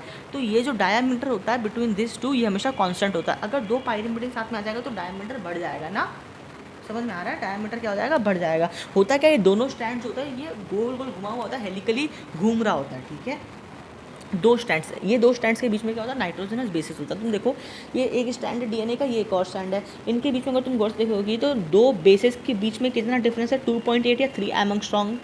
2.8 से 3 एंगस्ट्रॉम का दो बेसिस के बीच में लेंथ है। मतलब अगर तुम इस दोनों के बीच में जो कितना मतलब लेंथ होता है, 3 एंगस्ट्रॉम का लेंथ होता है। एंगस्ट्रॉम मतलब होता है 10⁻⁻10 मीटर वैसे, ठीक है। अच्छा, दो शुगर के बीच में कितना, 11 एंगस्ट्रॉम आ गया, कभी नहीं पूछेगा वो तुमसे पूछेगा दो फॉस्फोरस के बीच में कितना, 20 एंगस्ट्रॉम। कितना है, 20 एंगस्ट्रॉम। यानी मुझे बताओ दो स्ट्रैंड के बीच में कितना का डिफरेंस है, कितना लेंथ का डिफरेंस है, 20 एंगस्ट्रॉम का डिफरेंस है। समझ में आ गया है 20 एंगस्ट्रॉम का डिफरेंस क्या होता है। अच्छा, एक और चीज़ समझना, ये बहुत इंपॉर्टेंट है। One pitch one helix turn जो होता है या वन टर्न, ये 34 एंगस्ट्रॉम को कवर करता है। इसका मतलब क्या है, बड़ा ही बेसिक सा चीज़ है। देखो ये तो होता है लेंथ, मैंने तुमको बताया भैया ये एक डीएनए का स्ट्रैंड है। देखो ये एक स्ट्रैंड है, ये एक स्ट्रैंड है, दो स्ट्रैंड है, ठीक है तुम्हारे सामने। इनके दो बेसिस के बीच में 3 एंगस्ट्रॉम का डिफरेंस है। दो शुगर के बीच में कितना है, 11 का, और दो फॉस्फोरिक एसिड के बीच में कितना है, 20 एंगस्ट्रॉम का डिफरेंस होता है, ठीक है। अभी दोनों स्ट्रैंड्स जो होती हैं डीएनए की, वो क्या करती हैं, गोल गोल गोल गोल ऐसे घूम रही होती हैं, ठीक है। एक कॉमन एक्सिस के अराउंड, एक कॉमन एक्सिस के अराउंड घूम रही होती हैं, ठीक है। क्लियर है ये चीज़, तो इसमें तो कोई दिक्कत नहीं है। तो होता क्या है ना कि मैंने वो चीज़ तुमको बताया था कि जैसे कि मान लो कि ये है, तो ये एक रेड कलर वाला एक स्ट्रैंड है, इसके पीछे मैंने क्या किया, ब्लू कलर का स्ट्रैंड लिया, ये ब्लू, ठीक है। तुमको समझ में आ रहा है ना ये चीज़ क्या चल रहा है। ये दो स्ट्रैंड है, ठीक है, एक रेड कलर का एक ब्लू कलर का स्ट्रैंड है, ठीक है। रेड और ब्लू कलर का स्टैंड है। तो होता क्या है, ये दोनों स्ट्रैंड्स होती हैं, इन दोनों स्ट्रैंड्स के बीच में क्या होता है, आपस में नाइट्रोजनस बेस पेयर होता है। क्या होता है, नाइट्रोजनस बेस पेयर होता है। अगर और ऐसे समझाऊँ तो ऐसे समझो, इन दोनों के बीच में क्या है, नाइट्रोजनस बेस पेयर है, इन दोनों स्ट्रैंड के बीच में बॉन्ड है, ठीक है। तो अब होता क्या है कि अगर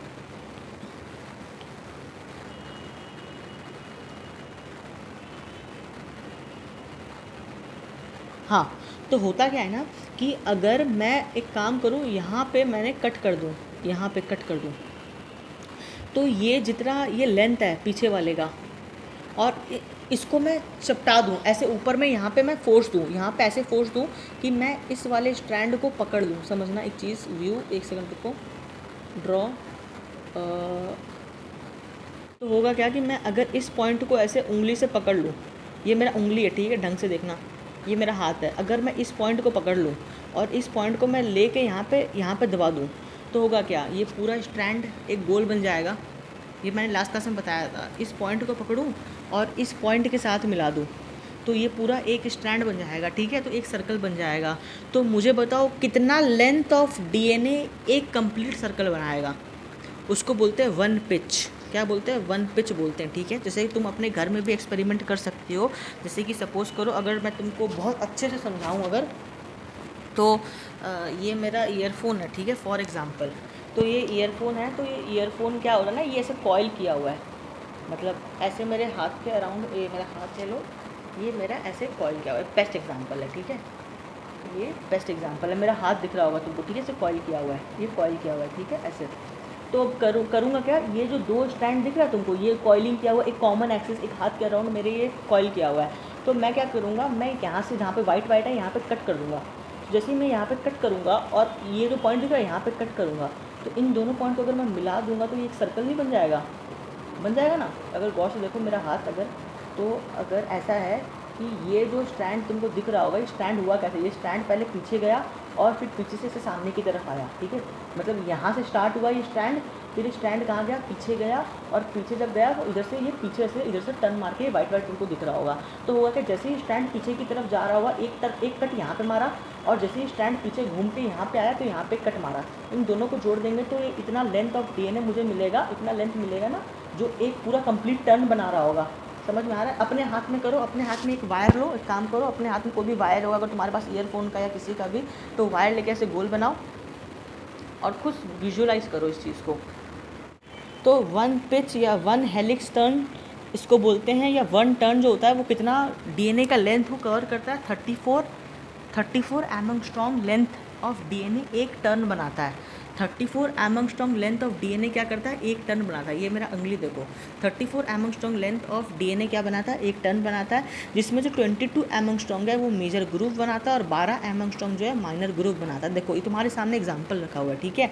एग्जाम्पल में तुमको अगर गौर से दिखाऊं तो यहाँ पे तुमको एक रेड कलर का, एक ब्लैक कलर का मिलेगा, एक ब्लू कलर का, 2 तरह का स्टैंड तुमको देखने को मिलेगा। तो देखो इसमें अगर तुम स्टैंड को गौर से देखोगी तो ब्लू वाला एक स्टैंड है, ब्लैक वाला स्टैंड है। तो इसमें देखो इस वाले लाइन को ना 22 एंगस्ट्रॉम बोला क्योंकि देखो मेजर ग्रूव है। देखो कितना अंदर में ग्रूव बना हुआ है, कितना ग्रूव बना हुआ है कि नहीं बना हुआ है। और अगर तुम यहाँ पे देखोगे कितना स्मॉल सा ग्रूव बना हुआ है। अब तुम बोलोगे सर ये ग्रूव क्या होता है, मेरे को फील नहीं हो पा रहा है। फील करने का कुछ है भी नहीं। इट इज़ जस्ट लाइक कि अगर 2 स्टैंड ऐसे से घूम रहे हैं, जैसे मान लो कि अगर मैं अपने हाथ में ये मेरा हाथ है, ठीक है, ये मेरे हाथ पे मैं इसे गोल गोल घुमाता हूँ। अभी अच्छे से क्लियर हो जाएगा, टेंशन मत लो। ये मेरा हाथ है, ये मेरे हाथ पे मैं क्या कर रहा हूँ, उसको गोल गोल गोल घुमा रहा हूँ, ठीक है। अगर तुमको दिख रहा होगा मेरा हाथ, तो ये क्या हुआ, ये तो मेजर ग्रूव हुआ ना। देखो गौर से देखो, ये मेजर ग्रूव हुआ, इतना बड़ा ग्रूव है मेरे हाथ पे। ग्रूव मतलब अंदर में गड्ढा, गड्ढा मतलब इट इज़ जस्ट लाइक कि टर्न है, तो ये इतना बड़ा स्पेस खाली। देखो डीएनए कैसे जा रहा है, डीएनए ऐसे जा रहा है, ये पीछे में गया, पीछे में जाके ऐसे टर्न कर रहा है, ठीक है। तो जब डीएनए से टर्न कर रहा है तो इतना स्पेस तो खाली है, उसको क्या बोलेंगे, मेजर ग्रूव बोलेंगे। और डीएनए जब यहाँ पे जा रहा होगा तो यहाँ पे जाने के बाद ना डीएनए ऐसे कुछ इतना छोटा सा टर्न बनाया है। देखो यहाँ पे इन दोनों, ये जो ईयरफोन का जो पॉइंट है ये दिख रहा होगा, ईयरफोन का पॉइंट और इसमें देखो कितना छोटा सा डिफरेंस है। तो इसको क्या बोलेंगे, माइनर ग्रूव बोलेंगे। तो माइनर ग्रूव कितना, 12 का हुआ, और मेजर ग्रूव कितना हुआ, 22 का हुआ। देखो गौर से देखो, माइनर ग्रूव, मेजर ग्रूव कितना, 22 एंगस्ट्रॉम का लेंथ है। मतलब इधर से इधर जाने में डीएनए का कितना लेंथ खर्चा हुआ, 22 एंगस्ट्रॉम खर्चा हुआ। और यहाँ से यहाँ इस ईयरफोन का मेरा कान का पीस तक आने में कितना खर्चा हुआ, डीएनए का लेंथ 12 एंगस्ट्रॉम का लेंथ खर्चा हुआ, ठीक है। इन दोनों को मिला देंगे तो मेरे को क्या मिल जाएगा, 1 टन मिल जाएगा। क्या मिल जाएगा, 1 टन मिल जाएगा। समझ में आ गया। ये ऐसा बेसिक है, 22 और 12 है। वैसे अभी याद इतना नहीं होता है, मैं मानता हूँ, चलो कोई बात नहीं। तो ये इंपॉर्टेंट है। लेकिन लेंथ ऑफ डीएनए, एक सेल के अंदर में 2.2 मीटर ऑफ लेंथ डीएनए होता है। ये इंपॉर्टेंट है, ये फैक्चुअल डेटा है, इसमें मैं कुछ नहीं कर सकता। 2.2 मतलब 1 मीटर लेंथ लगभग इतना होता है, 1 मीटर।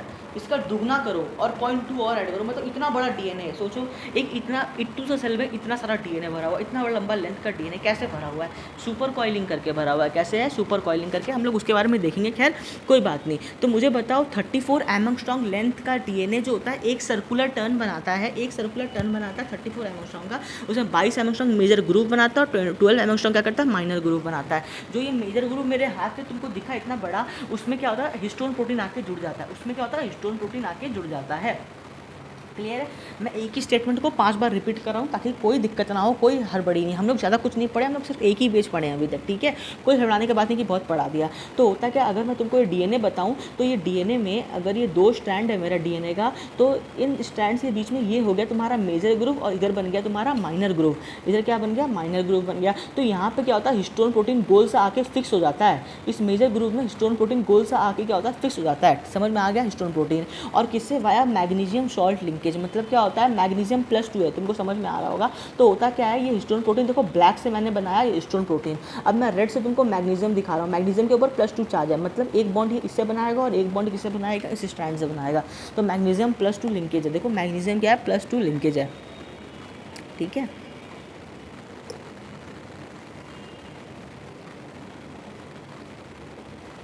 चलो कोई बात नहीं, अगर समझ में आ गया तो अब मुझे बताओ इस पूरे 1 टर्न में जब डीएनए अपना 1 टन बना रहा होता है तो कितने बेस पेयर आएंगे, 10 बेस पेयर आएंगे। क्योंकि डीएनए का अगर तुमको फील तो हो रहा है ना, तुमको विजुलाइज तो हो रहा है ना कि अगर डीएनए का मगर एक लूप बना दूं तो उस पूरे एक लूप में जैसे तुमको दिख रहा है तो कितने नाइट्रोजनस बेस पेयर आए, 10 बेस पेयर आए। तो कितना नाइट्रोजनस बेसिस आया, 20 आया। 10 पेयर है ना, 10 पेयर है, हर एक पेयर में 2 होता है। तो मतलब इधर से इधर इतना लंबा लेंथ में कितने नाइट्रोजनस बेसिस आए, 10 पेयर आया, ठीक है। जैसे कि 10 बेस पेयर आया तो 10 बेस पेयर 34 एंगस्ट्रॉम का लेंथ को बना रहा है। 10 बेस पेयर क्या कर रहा है, 34 एंगस्ट्रॉम का लेंथ को बना रहा है। तो हर एक बेस, और ये 360 डिग्री का एक रोटेशन हो रहा है, 360 डिग्री का रोटेशन हो रहा है। तो 2 बेस पेयर के बीच में कितना होगा, 36 एंगस्ट्रॉम को 10 से डिवाइड कर दो, यानी हर 2 बेस पेयर के बीच में कितना डीएनए आएगा, 3.4 एंगस्ट्रॉम लेंथ ऑफ डीएनए आएगा। जैसे अगर तुमको मैं अगर समझाऊँ तो क्रोम पे फोटो देखना, गौर से देखना। ये जो जितना भी स्टिक्स है वो क्या है, तुम्हारा नाइट्रोजनस बेस पेयर है। ये डीएनए का दोनों स्ट्रैंड एक कॉमन एक्सिस दिख रहा होगा, ये कॉमन एक्सिस के अराउंड में क्या हो रहा है, घूम रहा होता है। कॉमन एक्सिस के अराउंड में घूम रहा होता है, ठीक है। कॉमन एक्सिस के अराउंड घूम रहा होता है। चलो इतना समझ में आ गया। देखो अभी क्या हुआ, समझना एक चीज़ को, ठीक है। ये डीएनए का 2 स्ट्रैंड है, साथ में घूम रहा है। एक स्ट्रैंड ये वाला है और एक स्ट्रैंड ये वाला है, ठीक है। ये स्ट्रैंड है और ये स्ट्रैंड है, दोनों साथ में घूम रहा होता है, ठीक है। ये डीएनए का स्ट्रैंड हो गया। अब हम लोग करेंगे क्या, हम लोग को 1 टन चाहिए, तो देखना हम लोग क्या करते हैं, हम लोग काटम कुटी करेंगे यहाँ पे। तो हम लोग एक काम करते हैं, यहाँ से स्टार्ट करते हैं। ये ऐसे गया और ये ऐसे घूम रहा है और ये डीएनए का स्ट्रैंड ऐसे घूम रहा है। तो हम लोग क्या करेंगे, इस पॉइंट से स्टार्ट करते हैं और जैसे ही डीएनए घूमते घूमते घूमते घूमते यहाँ पे आया, यहाँ पे कट मार दिए और कट मार के क्या किए, इन दोनों इस पॉइंट को यहाँ पे ले आए। इस पॉइंट को हम लोग यहाँ पे ले आए। कहाँ पे ले आए, यहाँ पे ले आए, ठीक है। समझ में आ रहा है ये चीज़, पॉइंट का क्या कर रहे हैं हम लोग, इस पॉइंट को यहाँ पे ले आ रहे हैं। तो जब इस पॉइंट को यहाँ पे ले आ रहे हैं तो इनमें कितना नाइट्रोजनस बेस पेयर्स आएगा। एक पेयर ये आया, 2 पेयर दूसरा ये आया, तीसरा पेयर ये आया और कुल मिलाकर यहाँ पे आएगा चौथा, पाँचवा, छठवां, सातवां, आठवां, नौवां, 10वां। समझ में आ रहा है। एक टर्न में डीएनए के 10 नाइट्रोजनस बेस पेयर आते हैं, ठीक है। और एक और चीज़ समझना, बहुत ही इम्पॉर्टेंट चीज़ समझा रहा हूँ।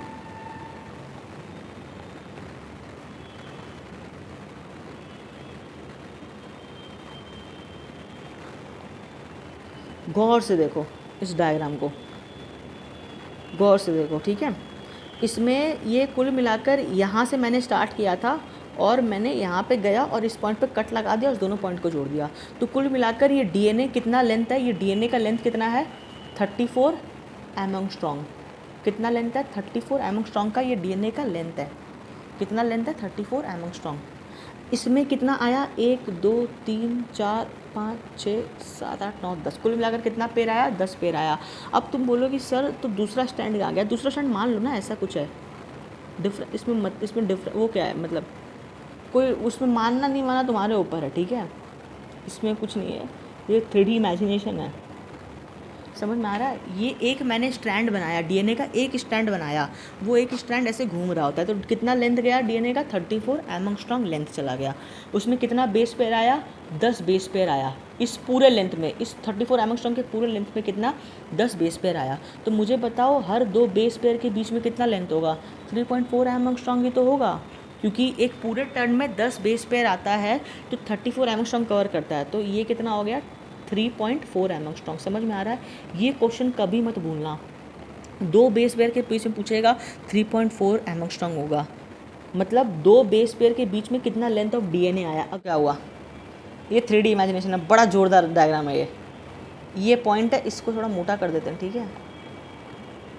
ये पॉइंट दिख रहा है, ये घूमा घूमा घूमा घूमा घूम के वापस ऐसे ही आया। क्लियर हो जाएगा इसमें, इससे ज़्यादा तो कुछ मैं बता नहीं सकता। देखो ये पॉइंट है, ये घूम के वापस, ये कितना लेंथ कवर किया एक टर्न में। जैसे इस पॉइंट पे आया, ये क्या बन गया, एक सर्कल बन गया ना। तो हम लोग क्या करते हैं, यहाँ पे कट, तो देखो एक सर्कल बना कि नहीं बनाई है, ये पूरा ऐसे लेके जब ऐसे इस पॉइंट पे आया, 3D में जब देखोगी तो ये पॉइंट जो है नीचे वाला, और जब वापस घुमा होगा तो इसके ऊपर ठीक जो पॉइंट लाइक करेगा, ये 360 डिग्री कंप्लीट कर लिया होता अगर ये 2D स्ट्रक्चर होता। लेकिन क्योंकि 3D स्ट्रक्चर है तो ये कुछ हाइट पे रहेगा, मतलब इस पॉइंट से स्टार्ट किया और ये इस पॉइंट पे आया, लेकिन ये दोनों पॉइंट मिल नहीं रहा है। लेकिन इसको एक टर्न बोलेंगे, क्योंकि एक टर्न इसलिए बोले क्योंकि 360 डिग्री रोटेशन अपना कंप्लीट कर लिया। देखो गौर से, बेस्ट डायग्राम है समझने के लिए। ये 360 डिग्री अपना पूरा ये कवर कर लिया है। और इन दोनों के बीच में डीएनए कितना चला, 34 एंगस्ट्रॉम चला। और इनके बीच में ये जो डीएनए है, इनमें कितना बेस पेयर आता है, 10 बेस पेयर आता है डीएनए का, ठीक है।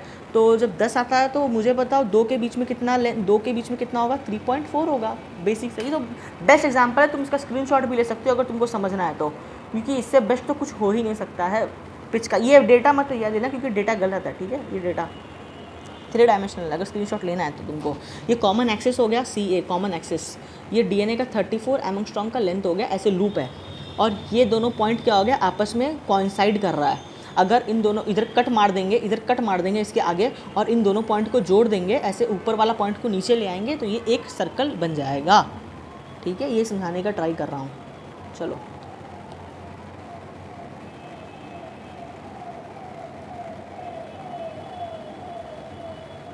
कितना, 1 घंटा अभी होने वाला, अभी 20 मिनट हुआ नहीं है। तो देखो तो दो बेस पेयर के बीच में कितना आएगा 3.4 और 36 डिग्री का टर्न आएगा, ठीक है। ये 3.4 36 डिग्री बड़ा कंफ्यूजिंग है, बड़ा ही पास है, लेकिन चलो कोई बात नहीं। तो डीएनए जो होता है ना, डीएनए 5 तरीके का है, A DNA, B DNA, C DNA, D DNA, Z DNA, ठीक है। 5 तरीके का डीएनए। देखो ऐसा है, मैं तुमको बोलूँगा तुम बी डीएनए का डेटा याद करो, जेड अपने आप हो जाएगा। मतलब ये डेटा इतना तुमको याद करना नहीं है, हम लोग को सर करवाए थे लेकिन आज के टाइम पे आता नहीं है, लेकिन अगर आ जाए तो इन केस आएगा नहीं, वैसे अब तो नीट में नहीं आता लेकिन पहले आता था। तो ए डीएनए बहुत तरह का डीएनए होता है, ए डीएनए होता है, बी डीएनए होता है, सी डीएनए होता है, डी डीएनए होता है और जेड डीएनए होता है, ठीक है। देखो डायामीटर के बारे में अगर मैं बात करूँ, व्हाट इज़ डायामीटर। डायामीटर जो होता है वो क्या होता है, मतलब ये एक डीएनए में कितना डिस्टेंस, उसी को डायमीटर बोलते हैं, और वो कितना होता है, दो फॉस्फोरिक एसिड के बीच में कितना है। तो अगर मैं तुमको डायाग्राम दिखाऊं तो व्हाट इज़ डायामीटर, तो डायामीटर इज़ नॉट कि मतलब ये वाला चीज़, ये डायामीटर नहीं है, ये डायामीटर नहीं है, ये गलत हो जाएगा, ये डायामीटर नहीं है, ये डायामीटर नहीं है, ठीक है। डायामीटर है इधर एक है, इधर एक है, इन दोनों के बीच में कितना है, ये डायामीटर है, क्योंकि ये भी तो एक क्रॉस सेक्शन है, ये भी तो एक क्रॉस सेक्शन है। समझ में आ रहा है। डायामीटर क्या है, दो फॉस्फोरिक एसिड के बीच का डिस्टेंस है डायामीटर। तो हमने अभी देखा, जितना भी देखा हमने किसके बारे में देखा, बी डीएनए के बारे में देखा। बी डीएनए का डायामीटर देखा 20 एंगस्ट्रॉम का होता है। कितने बेस पेयर आते हैं एक टन में, 10 बेस पेयर्स आते हैं, यानी कुल मिलाकर 20 बेसेस होते हैं। और हमने ये देखा हेलिक्स लेंथ कितना होता है, एक पूरा हेलिक्स का लेंथ कितना होता है, 34 एंगस्ट्रॉम का होता है। और दो बेस पेयर के बीच में कितना डिस्टेंस होता है, डिवाइडेड बाई 10 कर देंगे तो मतलब 34 डिवाइडेड बाई 10 कर देंगे तो कितना हो जाएगा, 3.4 हो जाएगा। ये चीज़ें हमने बी डीएनए के बारे में देखा। अब ए डीएनए में क्या होता है, ए डीएनए में दो फॉस्फोरिक एसिड का डिस्टेंस जो होता है वो थोड़ा बढ़ जाता है और 23 हो जाता है, सबसे हाईएस्ट होता है। तो क्या होता है, 23 सबसे ज़्यादा है, फिर 20, फिर 19। ये हम लोग को याद करने का तरीका होता है, तुम लोग को याद नहीं करना, ठीक है। और हेलिक्स लेंथ के बारे में खाली ये जेड डीएनए याद रखना है। जेड डीएनए का डायमीटर कितना होता है, यानी दो फॉस्फोरिक एसिड के बीच में 18.4 होता है। मत याद करो, हम बोलते हैं कोई मतलब नहीं है, लेकिन खाली ये याद कर लो कि जेड डीएनए में एक पूरे टर्न में कितना नाइट्रोजनस बेस पेयर आएगा, 12 पेयर आएगा। तो कितना पेयर आएगा, 12 आएगा। और बी में कितना होता है, 10 होता है, बी में 10 होता है और जेड में कितना होता है, 12 होता है। कल ये डेटा भी याद कर लोगे तो तुम्हारा काम बन जाएगा, ठीक है। क्लियर है।